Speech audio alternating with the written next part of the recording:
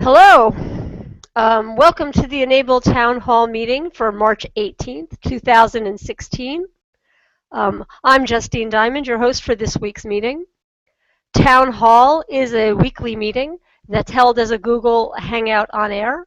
At Town Hall, team leads, community members, and foundation members are able to update the community on what's been happening during the week and what's coming up. We encourage you to ask questions of any of our speakers. The easiest way to do that is through the Q&A feature that's built into Hangouts. You'll find the Q&A at the upper right-hand corner of your screen if you just click on the little grid of 9 boxes. But if you're watching on certain devices, such as an iPad and most phones, you might find you can't access the Q&A. So in that case, you can post a question to the event page, and we'll try and answer that. If we are unable to get to your question during the town hall, we will answer that question in the comments on that post. And if you don't get an answer there, feel free to reach out to me, and I'll get an answer for you. So as I always say, Town Hall is really all about the e-NABLE community. I take some time to read through the community and attend R&D Hangouts and chapter Hangouts. And that's often where I find members of the community that are doing some really cool things that I think should be brought to some greater attention. Sometimes I'll read a newspaper article or find something on Facebook, but of course the best source of information for Town Hall is the community itself.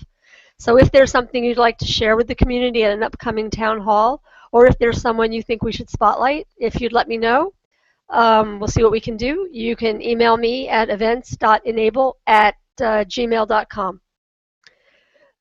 As always, you can find the calendar on the Foundation website. I'll share that briefly. If I've got my, oh, no, I can't do that. I'm sorry. It's on the Foundation website. It's under About, and you'll find a list of events that are broken down by chapter and group events, presentations, general events, and also virtual events such as this town hall, the R&D Hangouts, and the education hangout that's happening tomorrow that we'll be talking about in just a little while. We have quite a lot of e-NABLE events coming up on the calendar. We've got some speeches, we've got presentations, and events.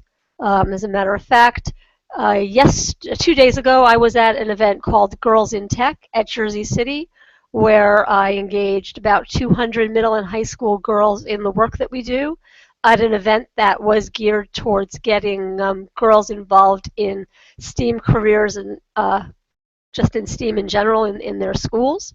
And that was quite a lot of fun. I made a lot of connections, and I hope that we got some girls interested in picking up the e-NABLE mantle. As well, this week was South by Southwest. We had a number of presents there. I believe we had Andreas Bastian and Ivan Owen did speeches, and we had a table that had quite a lot of traffic. Melina was there, and she's posted some great posts in the community about stuff that happened at South by Southwest. And I encourage you to take a look at those posts and see all the really magical things that happened while we were there. Right after this hangout, I'm going to jump in the car and go to a school that's holding an event for New Jersey Maker Day, which is today. And we are going to be leading an assembly event for Phoenix. And we are going to be pilot testing some new assembly manuals and some new assembly tools. So I will report back on how that goes and make whatever changes to those materials. And then those, of course, will be available to the community.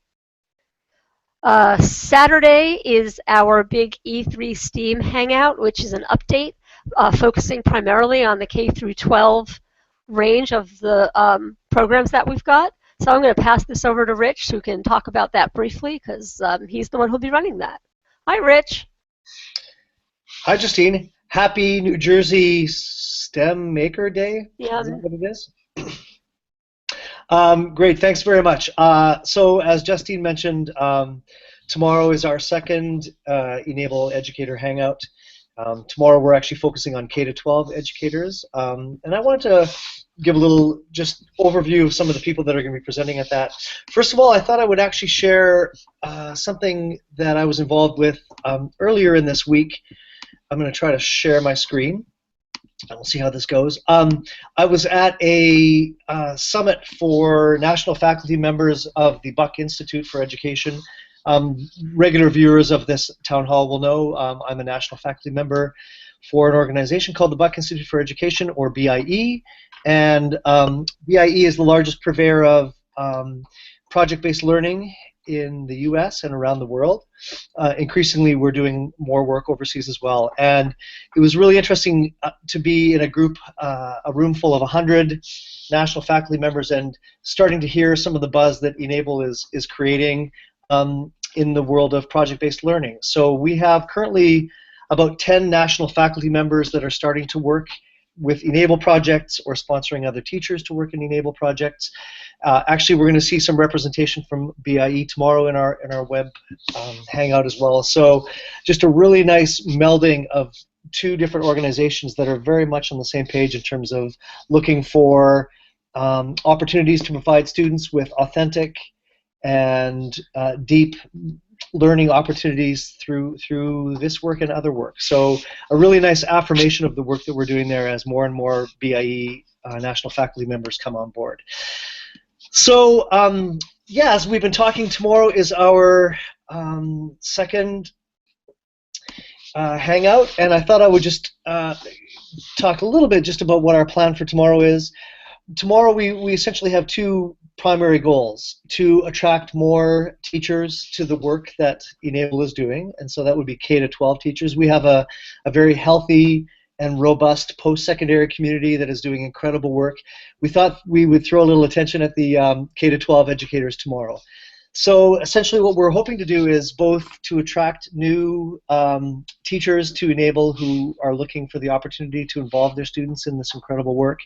And second, we're also looking for opportunities for teachers who may already be involved with e-NABLE to what we're sort of terming to kick their involvement to a new level. One thing I really wanted to focus on tomorrow is things that teachers can do beyond the actual building of hands. And clearly the majority of teachers come to us because they are really interested in building devices for actual recipients.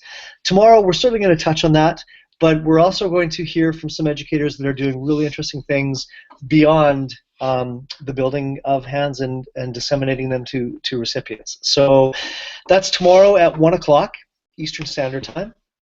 As we mentioned last week, we've actually intentionally put the time both on the weekend and early afternoon so that we can attract viewers from Europe, Africa, North America, and we also have a presenter tomorrow from Hawaii. So we're really trying to broaden the geographic reach of e-NABLE and trying to facilitate that for people outside of the U.S. who might want to become involved. Tomorrow, just really quickly, I just want to mention we have 6 incredible educators who are going to be presenting. I thought I would just do a quick mention of the 6 people that are giving up a couple of hours on a Saturday to share their work with us. We're going to hear from Chris Hanks. Chris is also a Buck Institute for Education national faculty member, and she is in the process of putting together a Saturday e-NABLE event in her district in Maryland that is actually going to be a really interesting event. It's connecting kids from early elementary school all the way up to high school, and kind of empowering some of the older kids involved in this to be mentors to some of the younger children in terms of doing some building and some designing. So a real incredible find there with Chris coming on board with e-NABLE, and she's going to share her work. Jeff Spivey was actually featured a couple of weeks ago here. He's doing some great work in Connecticut with the 6th graders. We're going to hear again from him and kind of tease out a little bit, what does this work look like when you're actually trying to teach 6th grade curriculum and content through a project like this. Terry Yamamoto Edwards is from Honolulu at the Punana School in Honolulu, Hawaii, and Terry is a new addition to the e-NABLE family and has really done a really nice job of navigating some of the challenges that people sometimes come up against in terms of fitting the building of hands into their curriculum. She's a high school anatomy and physiology teacher, so she's going to talk a little bit on what is it like on the ground when you're actually trying to incorporate some of the Enable work into your academic curriculum. Viewers of the Hangouts will, and from our town halls, will remember MacGyver. MacGyver and his mom, Jacqueline, are breaking incredible ground in terms of empowering kids to become involved in Enable. And one thing we certainly want to focus on tomorrow are the large number of students who have come to Enable completely independent of parents, teachers, adults. And this is a very common situation where students come across our work and then they want to start a program either at their school or in their informal ed situation. In MacGyver's case, he's being homeschooled with his mom, Jacqueline, and they're going to share their experiences of what it's been like for him to kind of take the reins of that work, but then also to become an absolute eloquent emissary for the work that he is doing and the work that e-NABLE is doing, and he's done some incredible presentations outside of his home as well about e-NABLE. Jonathan Reveal, if you were watching the town hall last week, I talked about Jonathan. It is not unusual for us to find or come across educators that are already doing some really deep work in the area of diversity and inclusion and prosthetics. And so I came across Jonathan's work through some fellow project-based learning advocates, and they passed me Jonathan's work through an article that he wrote through the World Leadership School. And Jonathan has been running a 5-week prosthetic unit with his 7th grade students in which they build purpose-built sports prosthetics completely independent of any 3D printing. And so they've been doing some great work in terms of just getting kids to think in those terms, and we're now bringing him into the e-NABLE family, and we'll undoubtedly eventually have him working in the 3D printing realm. In fact, as I speak, I'm printing off some pieces on our printer at our school to ship to him. But Jonathan's going to talk just about what does it look like to get kids to work in the prosthetic space independent of 3D printing, because I think it is not unusual for us to hear from schools that want to become involved with e-NABLE, but they don't have a 3D printer. So we're going to address that a little bit tomorrow. And lastly, we're going to hear from Andrea Stadler. Andrea is also a relatively new addition to the e-NABLE family, but also a really, really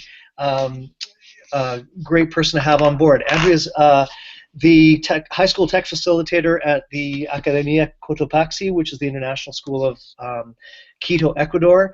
And she has been doing really great work, not only just building hands with her students there, but also making connections to their community. And she has made some really great connections to an organization called Range of Motion, the Range of Motion Project. They're originally out of Colorado, but they also work in Ecuador, and this is an organization that is working with people to construct assistive devices or prosthetics. And the really cool thing is that they connected together completely independent of e-NABLE, and when Andrea approached me about 4 or 5 months ago, they already had a full functioning partnership collaboration on the go there, where ROMP was printing the components and sharing them, and then doing some teaching of what it's like to work in the prosthetic space. And so I wanted to just honor the work that they've been doing, but also to have her talk a little bit about what it's like to mount an e-NABLE project outside of the continental US, and especially the piece about starting to look for recipients in a school's own community. And one thing that we were very intentional about with tomorrow's hangout was to choose people who would also maybe run up against some challenges. I made reference to that with a couple of the other presenters, Terry, and it's going to be great to hear from Terry and Andrea just about where they are, what are some of the maybe challenges, the problems that they've been coming up against, and to maybe just crowdsource, as we're doing in the education department, crowdsource the group that are going to be involved to try to maybe solve through some of the problems that they're running up against. So again, really, really excited about tomorrow's hangout. We're looking at about an hour, hour and a half, somewhere around there. We're going to record the event so that anybody who cannot make the actual hangout tomorrow but is interested in hearing a little bit more about our education work can actually access the video, and there will be actually links to all of the presenters for people to follow up afterwards. So I really ask if there's anybody out there that has education connections, or if you're an educator yourself, please consider coming to join us tomorrow. It should be a great day. Great, thanks very much. Okay, thank you very much, Rich. I'm definitely looking forward to tomorrow. It sounds like it's going to be a great event. I know that I met a couple of educators at the Girls in Technology event who are interested in working with e-NABLE, are in the process of setting up projects, and although they won't be presenting, have told us, they've told me that they'll jump on and watch what we're doing. So I encourage anyone else to come and watch and see what we're doing. It might give you some ideas to ways that you might want to get involved. Actually, Justine, can I add one more thing? Sure you can. So one thing that we did in preparation for this hangout tomorrow was over the last 6 months since our kickoff of the E3 STEAM e-NABLE Educators Exchange initiative in the summer, we've been having educators register on our E3 STEAM webpage together with the e-NABLE Community Foundation webpage. There's an actual educators page there, and then there's a place there where people can register. That registration, we now have close to 200 both educators and students who are registered there, of whom approximately 50% are K-12 educators. So I actually sent just an email blast out to that group as the first real step towards connecting the educators who have indicated willingness and interest in engaging with e-NABLE. So it was kind of cool to all of a sudden to be connecting with that group as a whole, and certainly we're looking to expand that work where we put educators that are working in touch with each other aside from these hangouts, but actually have them be able to develop fully collaborative relationships there too. So I mentioned that just if there is anybody who's an educator and is interested in just being in the loop with what we're doing there, if you can just go to the e-NABLE Community Foundation website, go to the Educators Exchange, and just follow the steps to registering with our E3 STEAM. And we've got you in our database, and we can include you in all sorts of things that are coming up. So great. Sorry, I just wanted to mention that. No, that's okay. This week as well, if you saw, Upworthy and Dignity Health released a short video on the work that we do, and that focused on Melina's son Ethan. And if you haven't seen it already, I would suggest you go and watch. I would bring some tissues with you if you do that, because it's quite moving. But Dignity Health has done some other work with us as part of one of their campaigns, and this is a continuation of that. And it was really beautiful, really well done, and Ethan was exceptionally brave to participate and be a part of that, and I'm very proud of him. I had hoped another big event that happened just recently was Colin Pischke in Calgary ran a big assembly event. We had Colin here when he was during the planning phase. If you remember, he had raised funds to get everything he needed for this handathon on a crowdsourcing site, and the crowdsourcing site itself had donated quite a bit of money to his cause because they were so moved by what he did. It was a great event. There's been a lot of press coverage for it, which has been shared in the community, and I was hoping, oh, he's here. Let's see if we can, hold on one second. I'm going to see if we can, if I can send him a link to get him in, and we'll see if he can talk about this event. While we're waiting for that, John, are you available to, I know John Schul's in the car, so. I am available, and I'm here. I don't have much to say. First, I wanted to just attach a footnote to what Rich is doing. I hope to be able to participate tomorrow to listen in, but if I don't, I did want to point out that when I've spoken to classrooms, I will often ask them if they know any kids who have got upper limb differences. And often as not, several hands will go up in the classroom, which used to surprise me, because I'm not aware of that many people. And I think what's going on is that the kids um, haven't learned to not see it, and the young kids haven't learned yet how to cover it up, which of course they don't need to do. My real point is that it could well be that there are children who would love to get their hands on our hands, so to speak, and that classroom children may well be aware of them in a way that their teachers or other adults aren't.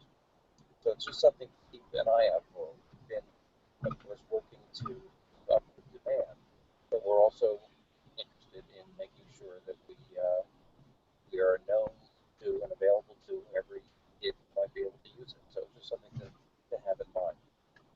My other point is that on Wednesday night I go to Cairo, where I'll be speaking at the Maker Faire and speaking at Cairo University, and I will also be going to Alexandria, and then I'll be going to Israel, Haifa, and Tel Aviv, where I'll be giving some talks, visiting Fab Labs, talking with some organizations that I think we'll end up collaborating with.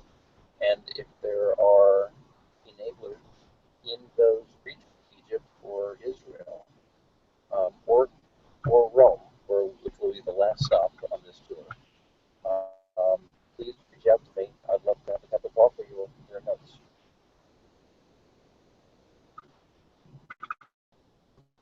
That's it. Okay, thank you very much. John, I know we had a little bit of a hard time hearing you. If you didn't hear, John talked about some of the events that he's doing coming up. He will be in Egypt and in Israel, and there are details of those events on the calendar. And in case you couldn't hear, because it was a little hard, if anyone is in those areas and would like to meet up with John, if you get in touch, he can get that arranged. Still trying to get Colin in. I don't know why I'm having a problem with that, so we're going to wait a couple of minutes. There are not, let me just double check if we have any additional questions. We do. Candace Henderson asks if we have closed captioning available. I will look into that. I think with closed captioning, it has to be added after the video runs, so no, we don't. I can look about seeing putting it onto the videos once we post them, once they're finished, but I don't think we can do it live.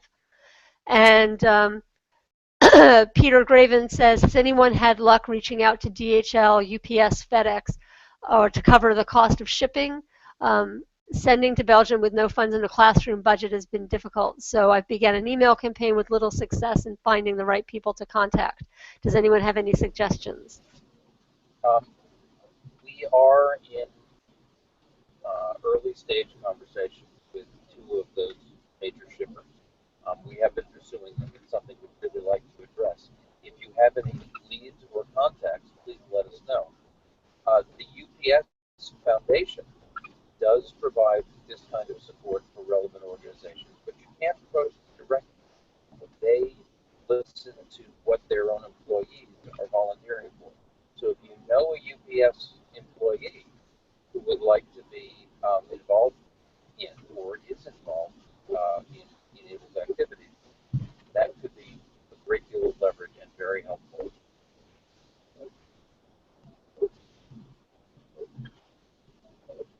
Thank you, John. And I see we were able to get Colin in. Hi, Colin. How are you? I've talked a little bit about your event, but I'm going to pass it over to you and let you talk about what happened and how it went. Sure. Great. We can hear you. Everything's good. I'm going? Yep, go ahead. Okay, great. So the event was a huge success. I was actually blown away by how smooth everything went. Thanks a lot to Justine and Melina and all you guys for your help leading up to the event. We had about 50 students from across the province, both Edmonton and Calgary, taking part in the event. We had about 10 or 15 volunteers who I worked through a small workshop a couple days before to build hands. So we had as many mentors as we possibly could on event day who actually knew how to build hands, which was critical. So the way that we structured it is we had 40 students on event day, plus there was a couple more, but we had them split into groups of two, and each group of two was matched with another group of two. So at their table, it was 4 students in total, and we had one mentor per grouping. And then we had a couple other people floating around. It was a great format. It worked really well. We also had a separate gluing station because we were a little worried about the kids getting a little carried away with the super glue and everything. So that was a tip we got from Melina and Justine. So we had a separate gluing station. We also had a separate tool station where we had taps to go through the Velcro for on the palm, Dremels, things like that, so that the kids couldn't get carried away with power tools. And again, the structure worked very well. So in total, by the end of the event and some of the other kind of workshops we did with the teachers, we should have 30 hands that we're going to send over. I'm just working now with some of the students who are finishing up some of the hands, and I have a bit of work to do quality control with the hands that were made on event day. But all in all, it was absolutely fantastic. And something I learned, or I was kind of surprised by, is I did the assembly event with the teachers on the Monday beforehand, and we struggled to get it finished in 4 hours with the teachers. On event day, we had a lot of the students finished in 2 hours, students who had never done this before. So I was really blown away by how efficient some of the students were. And then after they finished their hands, they were moving to help some of the other students who were a bit slower behind. So all in all, it was a hugely successful event. We'll be sending 30 hands. It would not have happened if it wasn't thanks to all the help from you guys at e-NABLE. GoFundMe, so in raising the money, I ran a crowdfunding campaign on GoFundMe. So I got a lot of support from families and friends and people here in the local community, but also GoFundMe themselves, as Justine was mentioning, donated $1,000 to help cover the cost of the materials. So very thankful to everybody who helped support in terms of volunteer time, supporting us, giving us tips, words of advice, and then of course is financially helping us to get everything we needed to get the prints and the hardware and everything. And then I'm hoping to be sending all the hands over to you guys within a week or two once we get everything finished and figuring that out. So that's the one thing I was going to ask you guys, is if you have any tips for the most cost-effective and most functional way to ship 30 of these hands over to you. So I'm certainly open to suggestions. And again, I really wanted to thank everybody who helped make it possible. So that's all I have. Thank you. It sounds like it was a great event. Colin, thanks a lot. We'll get back to you with suggestions or advice on the shipping. Peter Graven had a difficult time hearing you, John, about the UPS, FedEx, DHL contacts, but what we'll do is when I post this video, we'll have an agenda, and I will put basically what he said into that. We'll put that into the agenda so you can just read it there. I know that it's early. I'm going to see if we get any more questions in the next couple of minutes. Is there anybody else who's on the call who wanted to add anything or address anything?